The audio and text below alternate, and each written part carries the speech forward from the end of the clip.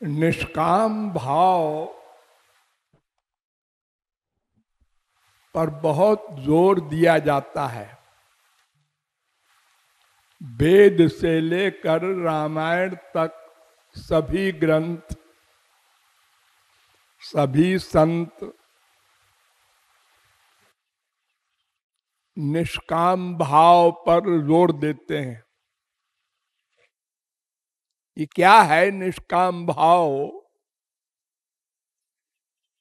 और क्यों आवश्यक है, इसे समझना बहुत आवश्यक है।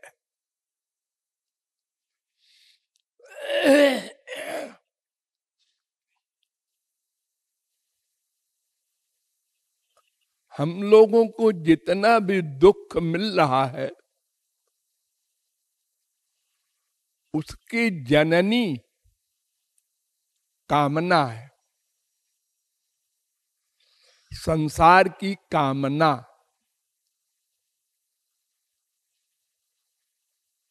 वेद कहता है यदा सर्वे प्रमुच्यन्ते कामा ये हृदय श्रिता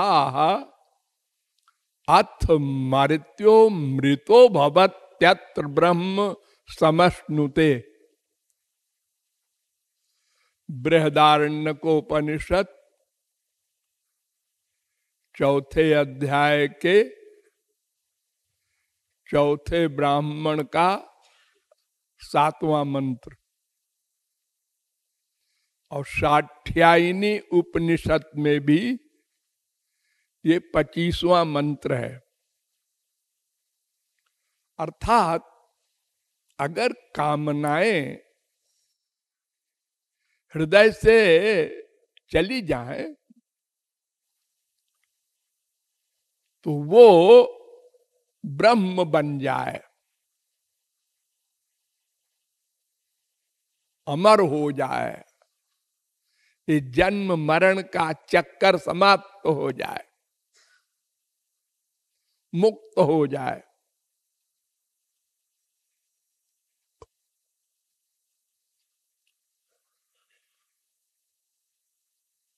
भागवत में बड़ा सुंदर निरूपण है। नृसिंह भगवान ने प्रहलाद से कहा वरम वृणीष्वाभिमतम, बेटा वर मांगो, वर मांगो। प्रहलाद को बड़ा आश्चर्य हुआ कि आज मेरे प्रभु का कुछ गड़बड़ हो गया है क्या? ये कहते हैं मांगो।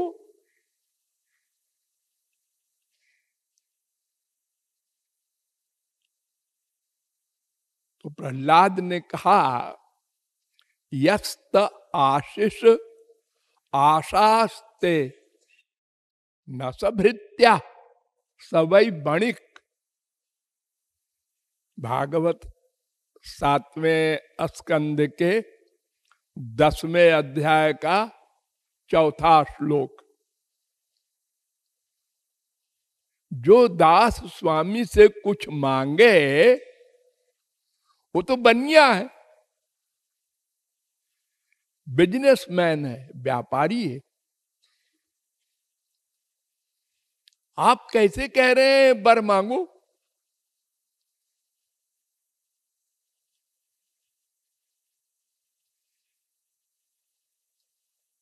अहं त्वकामस्त्वद भक्तस् त्वंच स्वाम्यनपाश्रया। महाराज मैं आपका दास हूं, दास का काम है देना, स्वामी की सेवा करना, स्वामी को सुख देना, मांगना उसका धर्म नहीं है।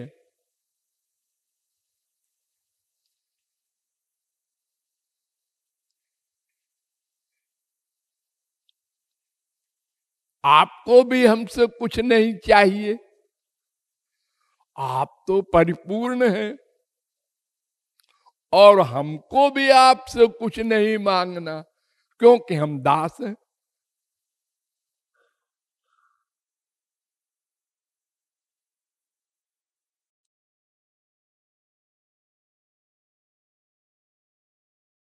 हाँ हाँ ठीक है, बड़ा वकालत कर रहा है जरा सा छोकरा। सब वर मांगते हैं, जितने संत हुए हैं हमारे मिलने पर वो हमसे वर मांगते हैं, मांग मांग।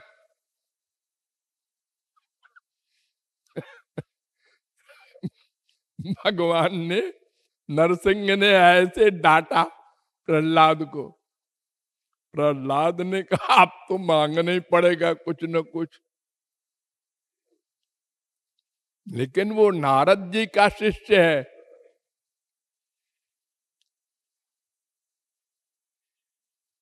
हिरण्यकशिपु की स्त्री को पकड़ के इंद्र ले जा रहा था। जब हिरण्यकशिपु तपस्या करने गया था तो वो गर्भिणी थी, प्रहलाद पेट में था। तो नारद जी मिले, उन्होंने कहा कहाँ ले जा रहा है इसको? ये राक्षस की बीवी है, इसको ले जाएंगे तो इसके पति का दिमाग दुरुस्त होगा। उन्होंने कहा नहीं नहीं, इसके अंदर बहुत बड़ा महापुरुष है,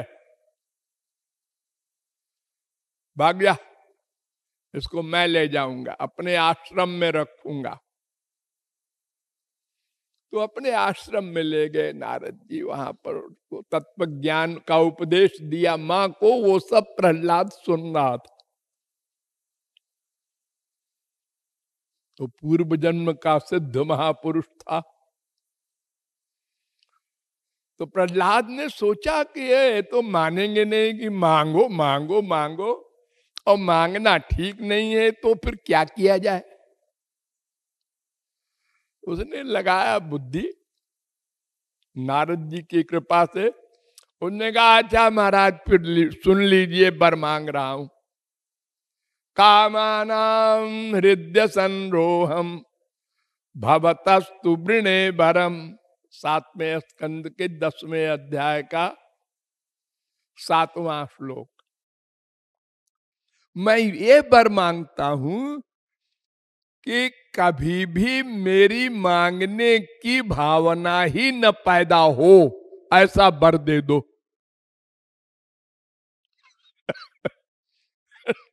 नरसिंह भगवान की बोलती बंद हो गई कि इसने क्या मांगा है।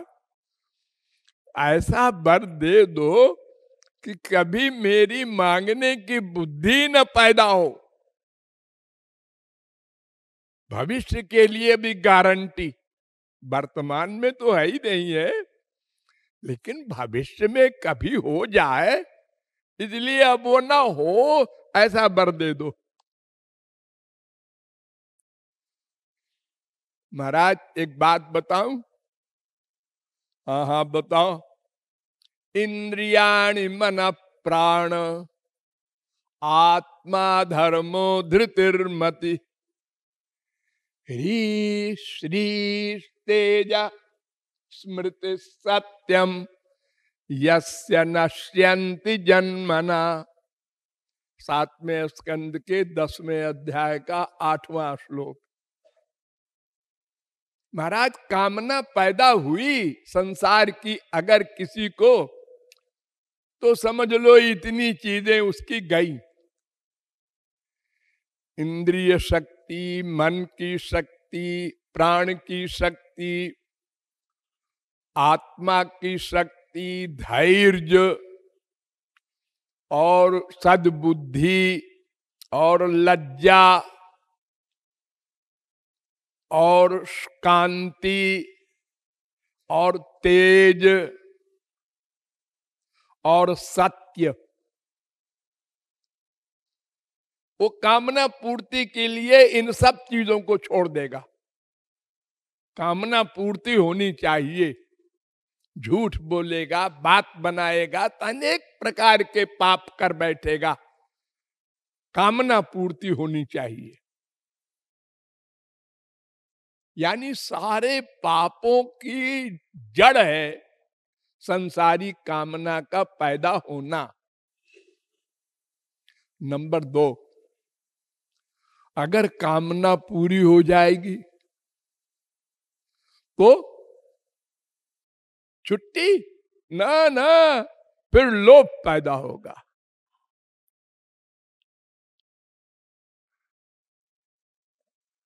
कोई भी कामना पूरी होती है जब तो उसके आगे प्लान बन जाता है।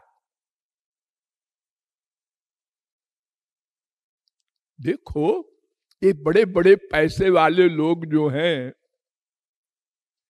जैसे अपने यहाँ अनिल अंबानी वगैरह हैं, खरबपति, ये क्यों नहीं चुपचाप घर में बैठ जाते? ये तो 50 पीढ़ी तक के लिए कमाए बैठे हैं। नहीं नहीं, ये कहते हैं हमसे आगे एक और है अमेरिका में, उसको पीछे करना है। अरे भैया, अगर तुम सबको पीछे कर दोगे तो उसके आगे कुबेर है। हाँ है, तो फिर क्या करोगे? कहां तक जाओगे? और कुबेर के भी आगे कुबेर का बाप भगवान है। सुरपतिर ब्राह्मम पदम याचते। अरे कुबेर तो इंद्र का सर्वेंट है, इंद्र भी ब्रह्मा का पद चाहता है, वो भी कामना का शिकार है।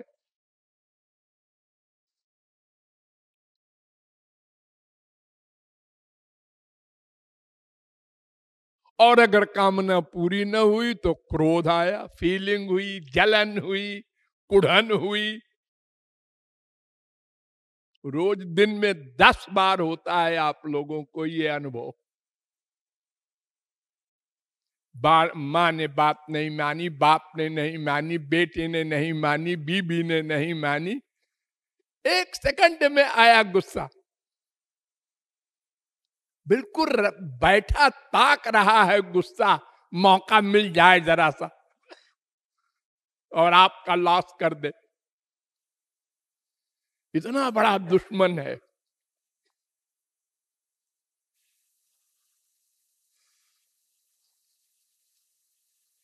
गीता में भगवान ने कहा, विहाय कामान यस्सर्वान पुमां चरति निष्प्रिय निर्ममो निरहंकार सशांतिमधिगच्छति। जो कामनाओं को छोड़ दे, बस वो शांत हो जाए, जैसे गहरी नींद में शांति से सोता है आदमी। कोई फिक्र नहीं, कौन बाप, कौन माँ, कौन बीबी, कौन लॉस, कौन हानि, कौन कुछ नहीं।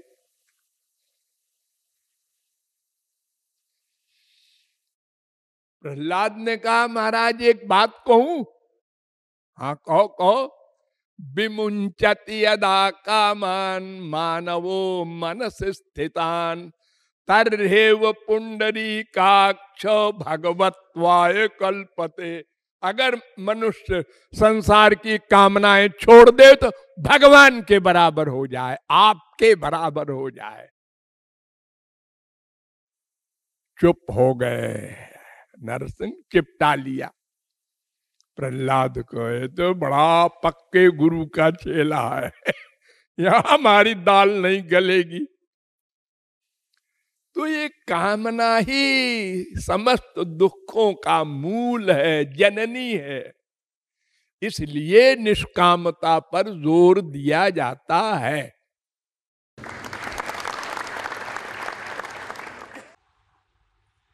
ये निष्कामता पर क्यों जोर दिया गया है, इसे और डिटेल में समझ लीजिए। निष्कामना या निष्कामता का 2 अर्थ होता है। एक होता है कामना रहित होना। कल मैंने बताया था ना कि वेद से लेकर रामायण तक सब ग्रंथ कहते हैं कामना रहित हो जाओ तो भगवान बन जाओ, ब्रह्म बन जाओ, आनंद पालो, शांति पालो। लेकिन असंभव।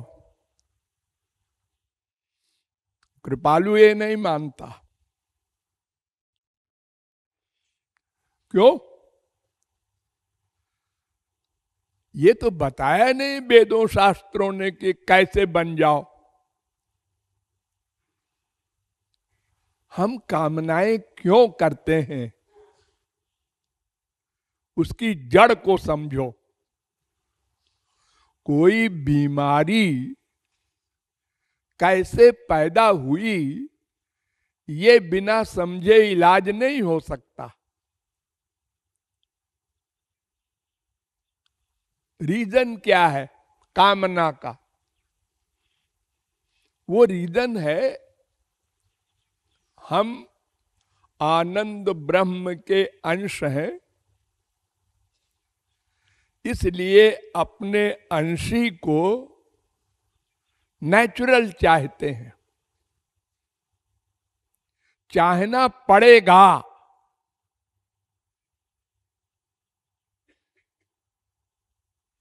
जब तक वो न मिल जाएगा, आनंद की कामना कोई मिटा ही नहीं सकता, क्योंकि नेचर है। नेचर को कैसे कोई मिटा देगा? आग का नेचर है जलाना, प्रकाश करना। इसको कोई वैज्ञानिक कैसे मिटा देगा? तो ऐसे ही हमारा नेचर है आनंद को पाना, भगवान वाला आनंद। तो बिना उसको पा लिए हमारी कामना जा ही नहीं सकती। कैसे मिटा देंगे हम? क्या पत्थर बन जाएंगे? हमारी इंद्रियां हैं, मन है, बुद्धि है, आत्मा है, चेतन है, हम जड़ नहीं है। और एक क्षण को हम अकर्मा भी नहीं रह सकते। नहीं कश्चित क्षणमपि जातु तिष्ठत्य कर्मकृत। भगवान कह रहे हैं गीता में, एक क्षण को कोई अकर्मा नहीं रह सकता। तीसरे अध्याय का 5वां श्लोक। और भागवत में भी लिखा है, नहीं कश्चित क्षणमपि जातु तिष्ठत्य कर्मकृत। 6वें स्कंद के पहले अध्याय का 53वां श्लोक। तो जब प्रतिक्षण कर्म करने की मशीन दे रखा है भगवान ने, और आनंद पाना हमारा नेचर है, तो हम आनंद की कामना कैसे बंद कर देंगे?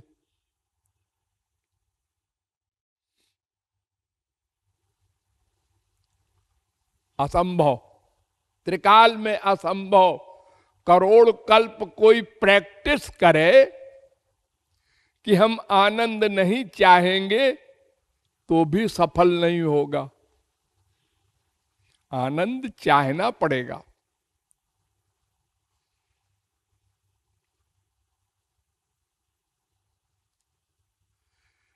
बहुत बड़ा अग्निपुंज हो चाहे चिनगारी हो, दोनों में गुण एक होगा, जलाने का। तो आनंद सिंधु है भगवान, हम उनके अंश हैं, तो हमारा भी नेचर वही है। आनंद चाहिए, वो वाला, ये वाला नहीं।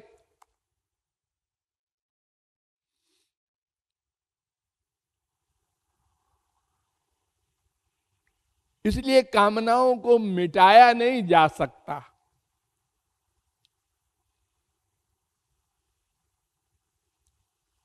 ये कामनाओं की जननी है माया। माया ने हमको दबा दिया कि हमारी कामना करो, हमसे आनंद मिलेगा। तुम शरीर हो, शरीर की इंद्रियों को संसार से सुख मिलता है, सामने भोग के देख लो। हम भोगते हैं और देखते हैं, हाँ मिल रहा है।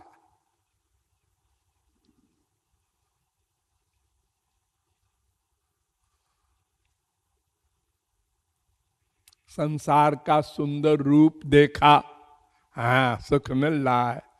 सुंदर गाना सुना, हाँ मिल रहा है। सुंदर खुशबू मिली, हाँ मिल रहा है। सुंदर स्वादिष्ट खाना मिला, हाँ मिल रहा है। ये माँ बाप बेटा स्त्री पति का आलिंगन किया, हाँ हाँ मिल रहा है। ये माया कह रही है आओ ना, देखो ना प्रत्यक्ष, हम तुमको आनंद देंगे। इसने बहका दिया है। फिर दुख मिलने लगता है उसी वस्तु से। लेकिन उसी माया ने जब बुद्धि को बहका दिया तो फिर बुद्धि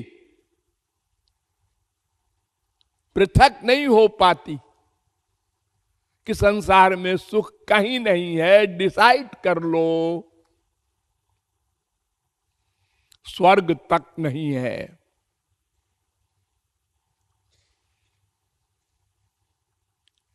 डिसाइड करना, निश्चय करना। हमारा टेम्परेरी निश्चय होता जरूर है। बाप की, माँ की, बेटे की, पति की डांट मिली, अपमान मिला, आप स्वार्थी हैं। थोड़ी देर में फिर वही।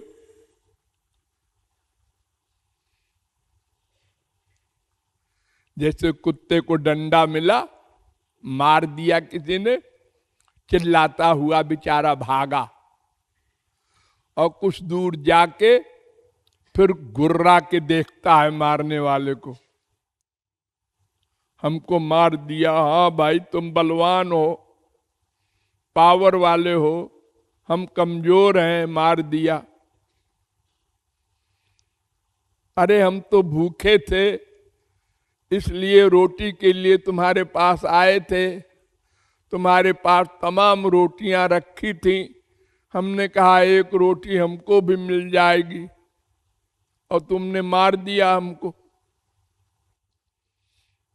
फिर हमने रोटी दिखाया तो वो कुत्ता पूंछ हिलाते फिर आ गया।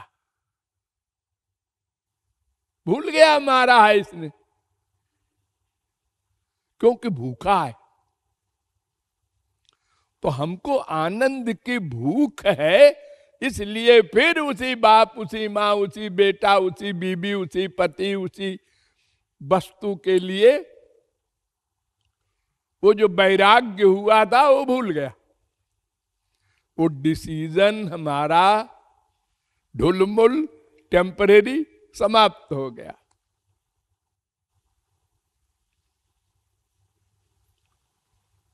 यही हो रहा है अनादिकाल से। बड़े बड़े ज्ञानी मिले अनादिकाल से अब तक, स्वयं भगवान भी आए, अब बड़े बड़े लेक्चर दिए, अब वेदों शास्त्रों का निर्माण किया। हमने सुना, नॉर्मल हो करके बुद्धि ने माना भी, लेकिन फिर माया ने भुला दिया। तो ये चुड़ैल माया जब तक न जाएगी तब तक संसार में सुख है ये डिसीजन न जाएगा। संसार में सुख है ये निश्चय माया के कारण है, बुद्धि पर माया हावी है। उसने अपने को भुला दिया है, मैं कौन हूं। आप लोग कहेंगे नहीं मैं तो नहीं भूला, मैं आदमी हूं, रमेश हूं, ब्राह्मण हूं, पंजाबी हूं। नहीं नहीं, ये नहीं हो तुम। तुम मरते हो तो लोग क्या कहते हैं? आज वो चला गया। कौन चला गया? रमेश। अरे लेटा है, ये कौन है? ये तो उसका शरीर है। तो इसका मतलब तुम जानते हो कि वो कोई और है, शरीर कोई और है। हाँ हाँ, जानते हैं। लोग रोज मरते हैं इसलिए मालूम होता है। फिर हमेशा क्यों नहीं मानते कि मैं आत्मा हूं? हाँ, ये अज्ञान इतना जबरदस्त घुसा हुआ है कि ये मानने नहीं देता कि हम आत्मा हैं। अंदर जो मैं बैठा हूं वो हूं मैं।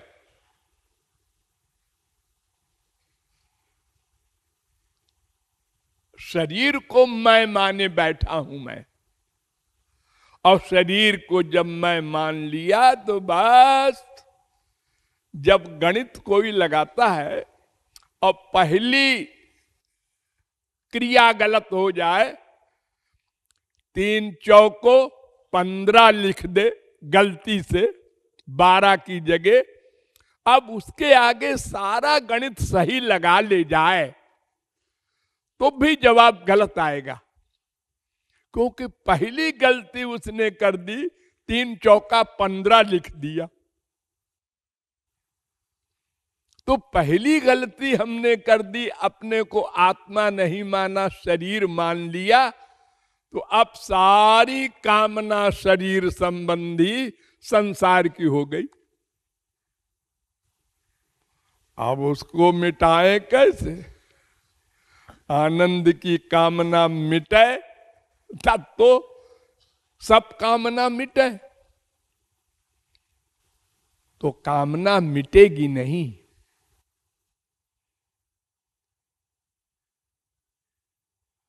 तो फिर वेद ने कहा कि सुनो सुनो, मेरा मतलब क्या है, समझो उसको।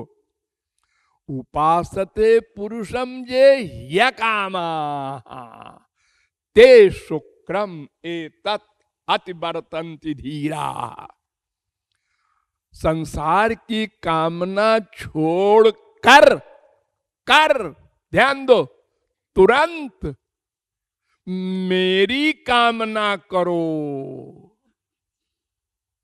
कामना मिटाने के चक्कर में न पड़ो। तुम कामना नहीं मिटा सकते अनंत जन्म प्रयत्न करके भी। उसको डाइवर्ट कर दो, घुमा दो। जैसे संसारी माँ बाप बेटे को देखने में तुम्हें सुख मिलता है, उसको घुमा के हरि गुरु के दर्शन के लिए लालायित हो। ये आंखें उधर घूम जाएं। ये पांचों इंद्रियों के विषय जो संसार संबंधी चाहते थे, अब तुम आत्मा हो ये रियलाइज करके और भगवान संबंधी कामनाएं बना लो। पांचों, देखने की, सुनने की, सूंघने की, रस लेने की, स्पर्श करने की।